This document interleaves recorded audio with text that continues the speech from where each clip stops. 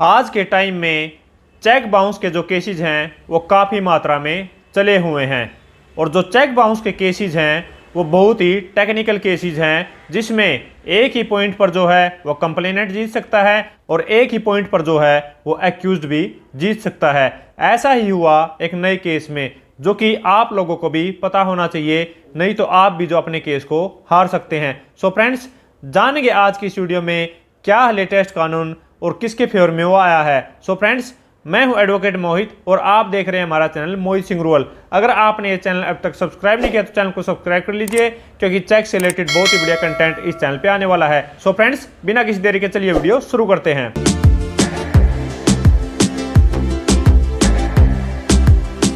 So friends, जिस judgement में ये लॉ पॉइंट डिसाइड किया गया है उसका नाम है रहिया वर्सेस जसना, जो कि केरला हाई कोर्ट की लेटेस्ट जजमेंट है, जो कि 13 मार्च 2024 को आई है। तो सबसे पहले हम इस केस के फैक्ट्स जान लेते कि इस केस में क्या हुआ था।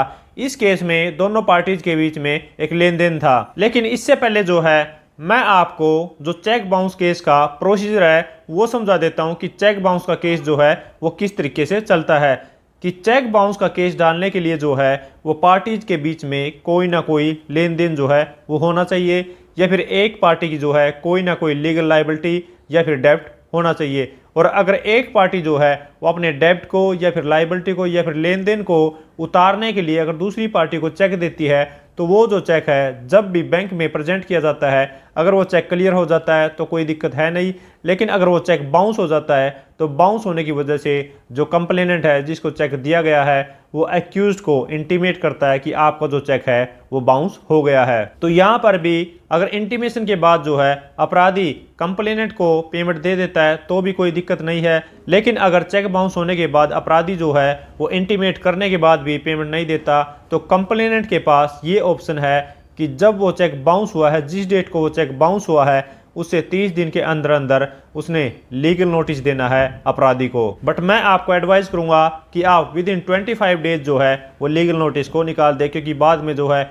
वो हॉलीडे हो सकती है या फिर आपको कुछ काम आ सकता है या फिर कोई स्ट्राइक वगैरह हो सकती है। तो इस वजह से अगर सेफ साइड लेकर चले तो आपने जो है वो 25 डेज के अंदर अंदर एक लीगल नोटिस निकाल देना चाहिए। अब यहाँ पर अपराधी के पास दो ऑप्शन है। एक ऑप्शन तो ये है कि वो नेक्स्ट 15 डेज के अंदर अंदर जो है वो कंप्लेनेंट को पैसे दे दे, या फिर वो नेक्स्ट 15 डेज के अंदर कंप्लेनेंट को कोई भी पैसा नहीं दे। अगर यहाँ पर वो पेमेंट को कंप्लेनेंट को दे देता है तो कोई दिक्कत है नहीं, लेकिन अगर वो कंप्लेनेंट को पेमेंट नहीं देता तो उस सिचुएशन में कंप्लेनेंट के पास ऑप्शन है कि नेक्स्ट 30 डेज के अंदर अंदर जो कंप्लेनेंट चेक बाउंस का केस डाल सकता है। लेकिन यहाँ पर भी मैं एडवाइस करूंगा कंप्लेनेंट को कि वो 25 डेज के अंदर अंदर जो है वो कंप्लेंट को डाल दे, नहीं तो टाइम बाढ़ इस वजह से हो सकती है कि कहीं पर छुट्टियां हैं या फिर वो एडवोकेट स्ट्राइक है या फिर वो बीमार पड़ गया है या फिर कोई और रीजन है, उसको ज़रूरी काम आ गया है। अगर उस वजह से उसके 30 दिन जो है वो लैप्स हो जाते हैं तो वहाँ पर जो है वो कंडोनेशन ऑफ डिले की एप्लीकेशन लगेगी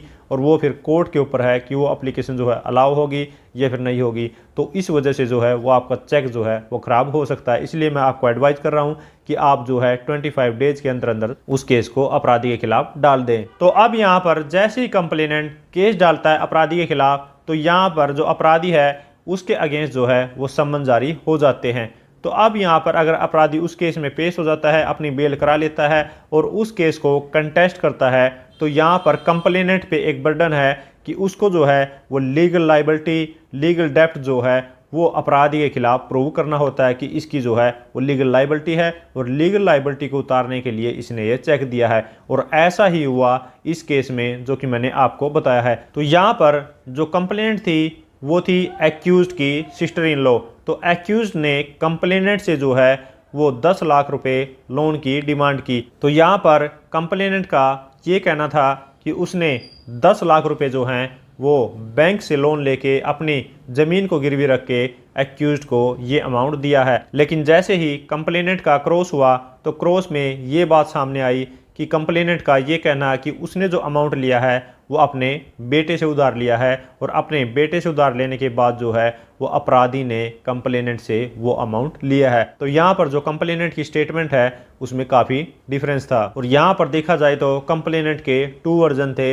एक ये था कि उसने लोन जो है वो बैंक से लिया है, एक ये है कि उसने लोन जो है वो अपने बेटे से लेके अपराधी को दिया है। तो यहाँ पर इस वजह से ट्रायल कोर्ट ने एक्यूज्ड को बरी कर दिया। तो यहाँ पर इस ऑर्डर से एग्रीड होकर जो कंप्लेनेंट है उसने अपील की फाइनली ऑनरेबल हाई कोर्ट में। हाई कोर्ट में भी दोनों पार्टीज की तरफ से आर्गुमेंट्स हुए और आर्गुमेंट सुनने के बाद जो है ऑनरेबल हाई कोर्ट ने ये फाइंडिंग दी कि कंप्लेनेंट के जो हैं वो 2 वर्जन है। एक ये कहना है कि बैंक से लोन लेके अपराधी को दिया है और दूसरा ये है कि उसने अपने बेटे से जो है वो लोन लेकर अपराधी को दिया है। तो यहाँ पर ऑनरेबल हाई कोर्ट ने ये फाइंडिंग दी कि जो कंप्लेनेंट की स्टेटमेंट का वर्जन है वो अलग अलग है।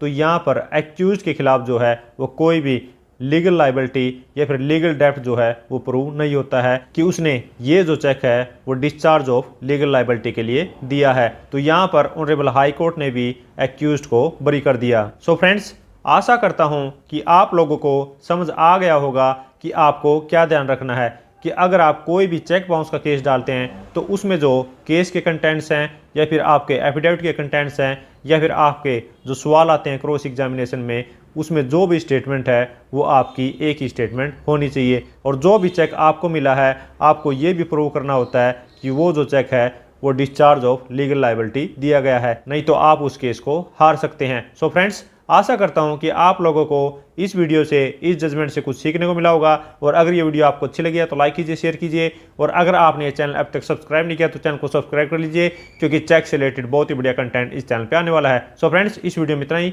मिलते नए वीडियो में नए किसी लीगल टॉपिक के साथ। तब तक के लिए thank you so much. Bye bye.